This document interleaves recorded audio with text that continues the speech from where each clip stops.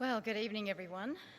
I feel very honoured to be delivering the address this evening, and congratulations to all our graduates today. In fact, I'm always really excited when I see so many young graduates graduating from our university, and I feel like I'll be cared for really well when I get old and retire. So, Kaya Wanju, everyone, and I'm very pleased to be living here on Whadjuk Noongar Boodja, and I pay my respects to elders past, present and emerging. I thank them for their wonderful care of this most beautiful country that we get to live in, work in and play in. Nana Nyunju, Helen Milroy. I'm a proud Palku woman.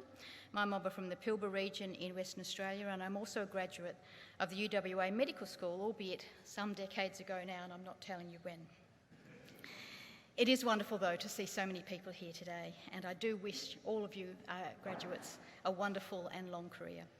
Now, I grew up in Perth in the 60s in a time when there were very low expectations for Aboriginal kids, but not so in my family. My mother and grandmother always said to me, "You could do anything you put your mind to," and so I did. I have had a most interesting and challenging career and never really thought it wasn't possible. In fact, I remember telling a guidance officer at school one day that I wanted to be a doctor. She laughed at me, straight in my face, and said it was a complete waste of time and that I would just get married and have children. She was partly right. I did get married and have kids, which I'm very proud of, but I also became a doctor, and in fact the first Aboriginal doctor in Australia. I do, however, want to acknowledge that we had our own proud heritage of traditional healers in this country for a very long time that kept us in good stead, and they still look after us today. People have said I was ambitious, but I wasn't really. I was actually never ambitious. I was just determined, and I was going to make a difference, and no one was going to tell me otherwise. When I saw problems in health and mental health in particular for my mob, I was prepared to speak up and be part of the solution. So I spoke up a lot, and I'm sure they gave me jobs to do just to keep me quiet. So I was given many opportunities, which I took on the challenges wholeheartedly. That led to a career that varied from being a clinician to a Royal Commissioner, and many different roles in between, and I have absolutely loved all of them. I also paint, write and illustrate children's stories, and I'm not sure what's coming next. I do, however, owe all of my success to my mother Gladys and my grandmother Daisy. Can you imagine what it was like growing up as an Aboriginal woman in the early 1900s? Their enduring support and encouragement was invaluable. These two incredible women endured many hardships, many traumas, but never wavered in their absolute commitment to me and my growing up and the family. They remain today the most amazing and inspiring women I have ever known. And I still hear those words, "You can do anything you put your mind to." So what have I learnt from my own journey, and what can I pass on to our new graduates? Well, you have to surround yourself with people who support you for who you are. I remember reading a quote once by Oscar Wilde that said, "Be yourself because everyone else is already taken." I thought that gave me a great sense of comfort. I thought, wow, that's fantastic. I just have to be who I am. You have to be able to drown out or ignore those people who put you down. Take courage and draw strength from those people who have the attributes of a good leader. And I believe those things include strength of character, personal integrity, kindness and compassion. You can only be a true leader by bringing everyone with you, not by standing on others. Also believe that you can make a difference. Everyone can in some way. Be passionate and committed. Keep an eye on the long game, which requires persistence and effort. Be courageous and be prepared to stand up for what you believe in.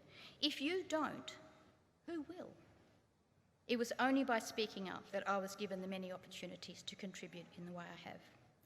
Now, no one is born to be successful, but some people do have a better start to life, and we, of course, do need to address the significant inequity and inequality which needs in society today and within human services. But on an individual level, it is what we make of our own journey that counts. Each one of us can forge our own path, made that little bit easier by those who have gone before us. And collectively, we can achieve a great deal. You may ultimately find yourselves in positions of power and privilege. And I was really tempted to use a Spider-Man quote here, but I won't. Don't ever forget our shared humanity and what you can achieve for others. We all have a lot to offer in life, society, and in any professional industry we choose to work in over our careers. Who would have thought in 2021 we would find ourselves dealing with a global pandemic and having to adapt to rapidly changing circumstances and develop new and innovative ways to deliver services? We can do anything we put our mind to. So I will finish this address with the collective wisdom my grandmother and mother passed on to me. Firstly, you have to be good to people because you don't know if you might be related, so it's worth putting in the effort. Treat people like family, and then you'll know that they'll get the best care that they possibly can. At the end of the day, we have a shared humanity, and we all want the same thing. We want the best for our future generations. You have to be good to country and walk lightly on the landscape, our ancestral homelands. Mother Earth gives us life and takes whatever we throw into the earth and creates something beautiful. Places we want to come to, live in and play in with our children, places to call home, places to build nations. And finally, be good to yourself. So many of us look after everyone else, often at our own expense. Be kind to who you are. Sometimes you need to be more forgiving of yourself, particularly when you are often forgiving of others. Give yourself time to be creative, enjoy life, and look forward to the opportunities that await. And make sure that there is always someone who's also looking after you. You never really know what is around the corner or what your next adventure might be, so be ready to embrace what life has to offer. You can do anything you put your mind, heart, and spirit to. Thank you and best wishes.